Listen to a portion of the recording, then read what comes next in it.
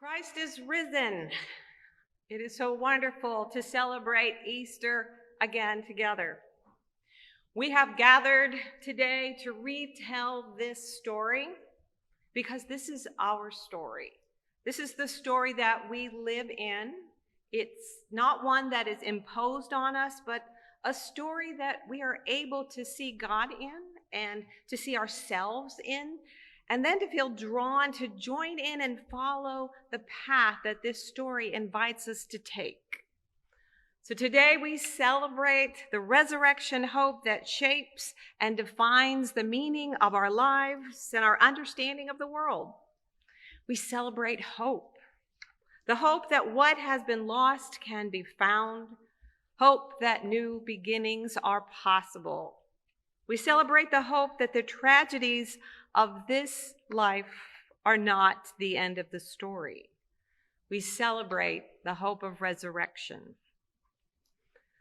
Now, Nicola Torbett laments with us that with more than 500,000 loved ones who have died of COVID in the United States, along with so many more beloveds who have died of other forms of violence and lack of access to health care and housing and food or hope for the future, it is no frivolous matter to speak this year of resurrection.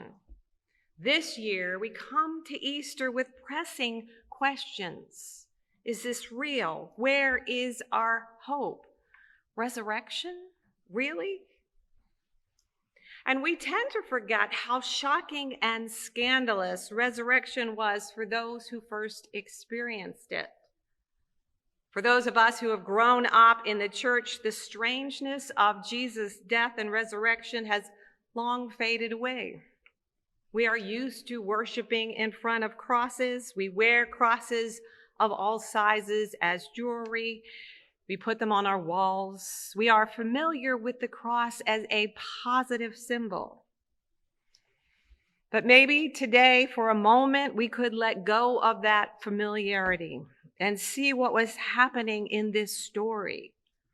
The story we are reading today was at first an experience of incomprehensible shock and surprise. The women, Mary Magdalene, Mary, the mother of James and Salome, are doing what people did after someone dies. They were making sure all the details were taken care of. They were getting up early and arriving at the tomb before the sun had even begun to rise. They're continuing to finish a burial that was too hastily put together in the shame of an execution by crucifixion, in the rush of their Passover and Sabbath preparations. But really, for us, maybe this part of the story seems strange. For in our death-denying culture, bodies are quietly swept away out of view. They are prepared for burial by people who never knew that person. And this year, so many loved ones were removed from even having the chance to be there at the end to say goodbye. We have lost one aspect of our own grieving process, once experienced by touching and dressing and preparing a body for burial. These women were taking their last opportunity to show their love, to say goodbye with a caring touch. But then suddenly, shockingly, everything changes, and nothing about this process on this day is normal. For this grave is open. The stone they thought they would have to push aside with all their strength is already moved to the side. And what appears to be a young man in shockingly white, bright clothing is there waiting for them. So they are understandably alarmed and afraid and confused. We're told they were overcome with terror and dread, and they fled from the tomb. And can you blame them? I mean, possibly a tomb that was inexplicably opened could close without warning, and maybe they felt this was some sort of hurtful trick.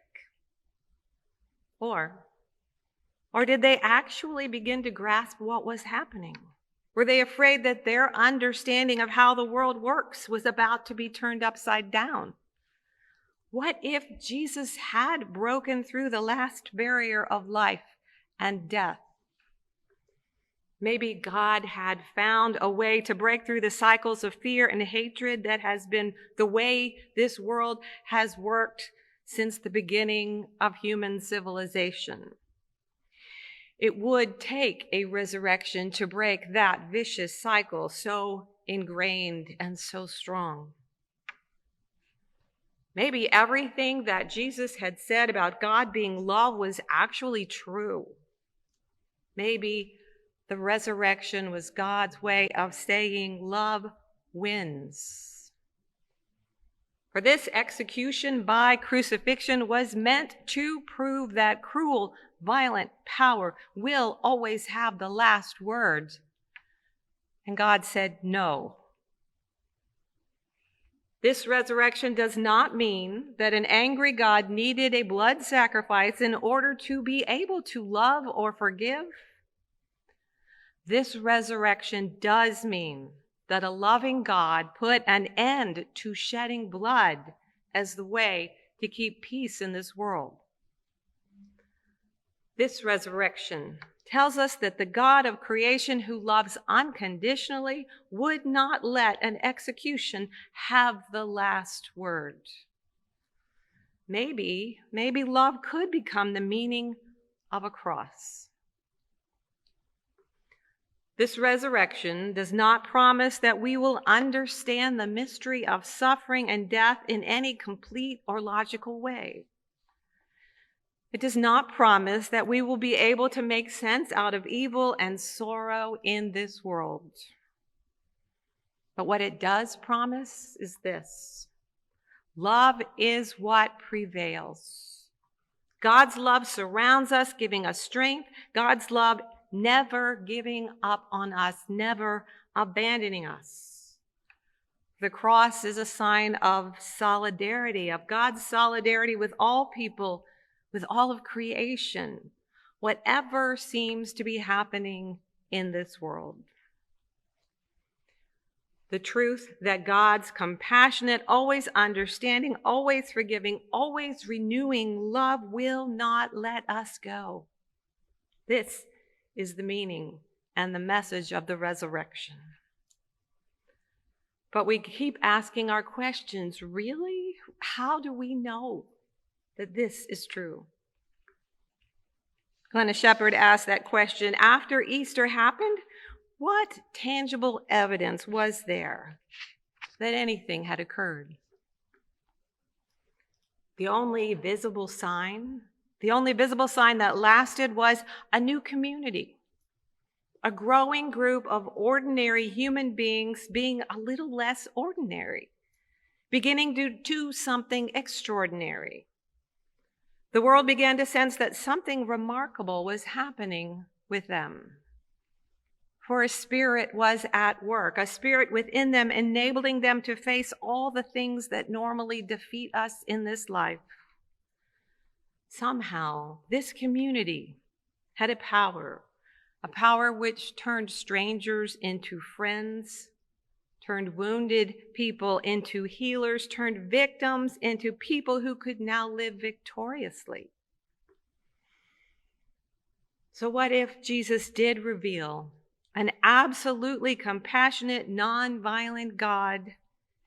And what if this is what was confirmed in the resurrection? What if our meaning and our purpose, the reason that we get up in the morning, centers on living our lives, making our choices based on this message, this living truth, and then living that out in our culture, in our time? This story of what God is doing in the world isn't over with an empty tomb. It's just getting started. This resurrection isn't a conclusion. It's a new beginning. It's an invitation. This triumph over death and hate isn't the end. Rather, the story that we read today is setting us up to live resurrection lives, to continue the story of God's redemption in this world. The God of Scripture is always out ahead of us, leading us into the future. And this is what we know. We know that Jesus willingly took on the violence, the contempt, the hatred of this world and allowed it to take his life.